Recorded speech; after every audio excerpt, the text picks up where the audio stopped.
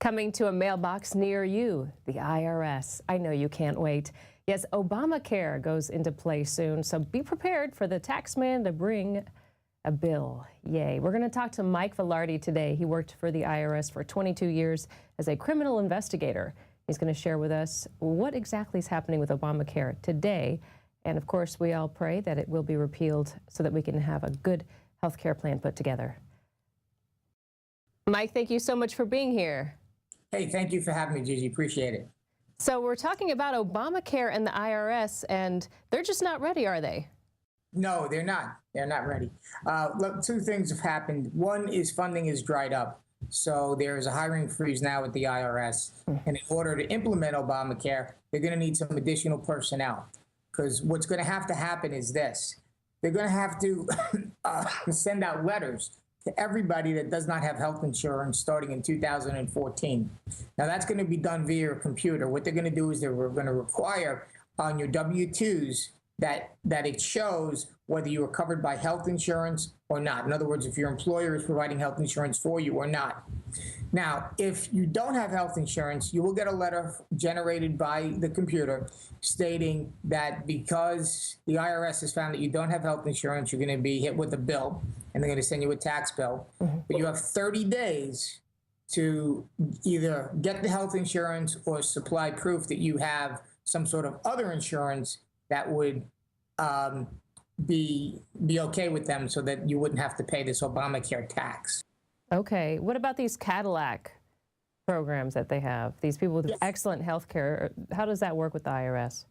Well, what's going to happen is there's going to be a up to a 40% tax called the Cadillac tax for you to keep your existing health care. What Obamacare really seeks to do is put everybody under a government plan. And that government plan, of course, is going to be much worse than anything that you have now. So they're going to make you pay a fat premium for keeping your health insurance. So if your health insurance costs you $10,000, the IRS or the government's going to come in and charge you an extra $4,000 just to keep your $10,000 plan. Wow. Well, we thought we had problems with our health insurance before, right? Oh, yeah. This is the biggest nightmare. Well, who's benefiting from this, Mike? Is it the IRS or the healthcare, companies? Who's benefiting? The government takes control. It gives the government more control. So if you're a proponent for bigger government, the people that run the government now have more power. They now have power over your health care, where they didn't have that in the past. It also really makes government much bigger because it goes places it's never gone before. At a tremendous cost.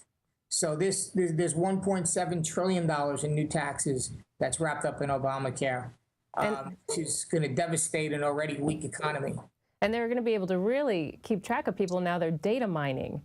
As I understand, the IRS is actually using data mining to keep track of everybody, whether it's travel or purchases. So pretty much they can hijack anything, it seems like, to get money out of you. Yeah, I mean, the real issue with the IRS is they were given an extra $640 million in 2009. That money went to hire additional employees, so they grew the size of the IRS. Since then, Congress has not given them any additional appropriations.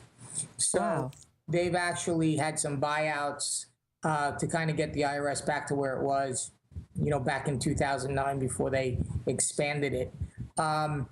And because it's just that, like I said, back in 2009, I think that the Democrats had control of everything. So they were able to appropriate that money. Now they don't. So there's no extra funding going towards the IRS. Now, I hear there's also a sequester on the personnel sometime this summer. Yes. Yeah, it appears to me that they're going to, my understanding is, get every other Friday off for at least 5 Fridays. So it looks, unless something has changed starting in June, that everybody's going to receive 5 unpaid days. Well, that'll give them less time to hunt everybody down for insurance. Yeah, well, the IRS, really, the manpower of the IRS, I mean, they've been kind of zapped because identity theft has been such a growing crime that they were forced to put a lot of personnel and time and effort into stopping it. Can you elaborate more on the identity theft part of it? Yeah, let me explain to you how these schemes work. When I was with them, for example, that's when I was first getting started.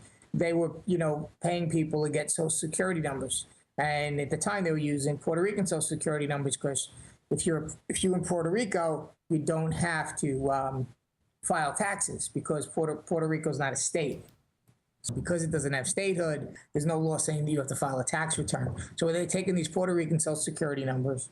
They were doing false tax returns with them and generating large refund checks from the false return. How would that work is simply this. Let's say you work for the Ford Motor Company, okay? And you have their W-2 and you have all their, corporate ID number and everything else.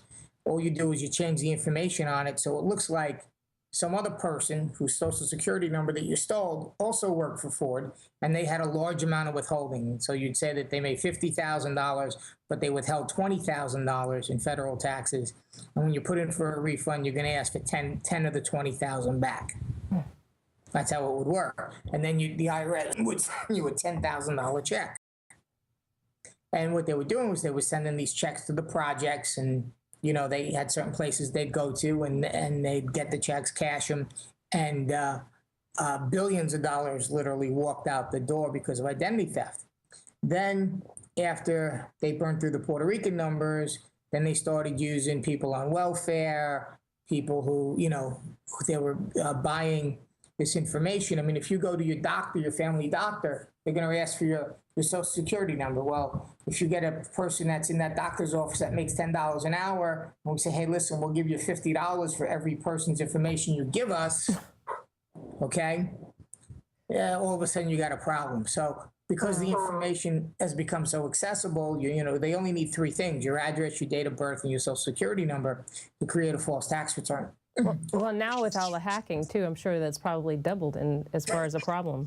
Absolutely. It's become the largest growing crime in the country, and particularly false returns with the Internal Revenue Service. So it's really caused a lot of problems, and they've been forced to put a lot of manpower and time and effort behind it to resolve it because they really weren't paying attention to it when it first started happening, and it just mushroomed and grew. And so now they're in the position where they're forced to deal with it because there's just so much money walking out the door. Because once they issue that check, they're probably not going to see it again. And then the real person, says, hey, you owe me this money because I work for it. It was out of my pay, and I have a legitimate refund coming to me. So they pay out the bad refund, then I got to pay out the good refund. And before you know it, it ends up being billions upon billions of dollars.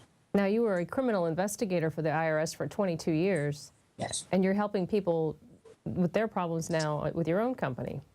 Yeah, that's right. That's right. And I've had a lot of success because of my experience with the IRS.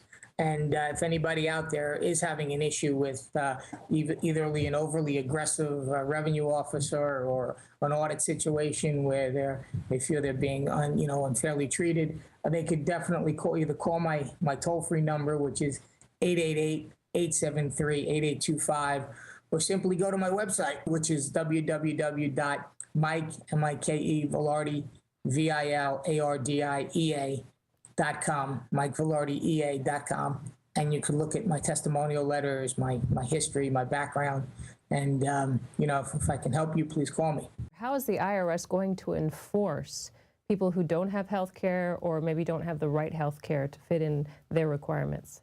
Okay, what's going to happen is in the legislation that was passed, they wanted to make sure there's no interest and no penalty for this tax. Okay, so what they're going to do is it's going to be a tax that's going to sit on your record. And when you go to claim your refund, if you owe them the money, it'll come out of any refund that the IRS was going to originally pay you. That's how they're going to deal with it. There's not going to be any knocking on your door, or at least there's not supposed to be. Right. What about wage garnishment? No, that's not supposed to happen either. Well, I like how you said that. It's not supposed to happen. Not supposed to. No, these cases, Obamacare cases, should not be going to ROs. They basically should just sit in the computer, and when they're paid, they're paid. And if the IRS owes you money at any time, they'll take it from that. That's my understanding of how it's supposed to work. Because if these things start going to enforcement, it's going to be such a nightmare that the government is just not going to be able to handle, because who are you taxing? You're taxing people that don't have enough money to have health insurance. You're taxing the poorest of the poor, in a sense. That's what you're doing, and they're the least, the least likely to pay, the least able to pay. So the way they set it up is so that it'll sit on the computer, and then when you put in for a refund, you got to remember, a lot of these people put in for the earned income credit. So they file to get money. Well, when they go to file to get money in 2015, what they're going to find is the IRS is going to grab a chunk of that money because of the Obamacare tax. Well, the natives will definitely not like that. No, I don't think anyone's going to like it. I mean, I think that this is just bad law. Excuse me. And it needs to be repealed. But I mean, people are going to really see how bad this is starting this year, but really next year when they start getting those bills in the mail. Well, Mike, one more time, I'd like to tell everybody the phone number is 888-873-8825 if you want to give Mike a call if you're having an IRS problem. I'm sure more people will be experiencing that here in the next year with all the new changes. Or maybe the Obamacare Affordable Health Care Act will be repealed. We never know. That's true. Hopefully it will be. All right. Well, thank you so much for joining me. Thank you for having me. If you want to know more about what really happens with our tax dollars, check out The American Dream and the Invisible Empire on our InfoWarsShop.com. It'll kind of explain to you a little bit more about the truth about where our money goes. And also sign up for PrisonPlanet.tv. You can share it with up to 10 friends. See you again tomorrow, Central Time, 7 p.m. Don't miss it. The Infowars Nightly News. I'm Gigi Erneta.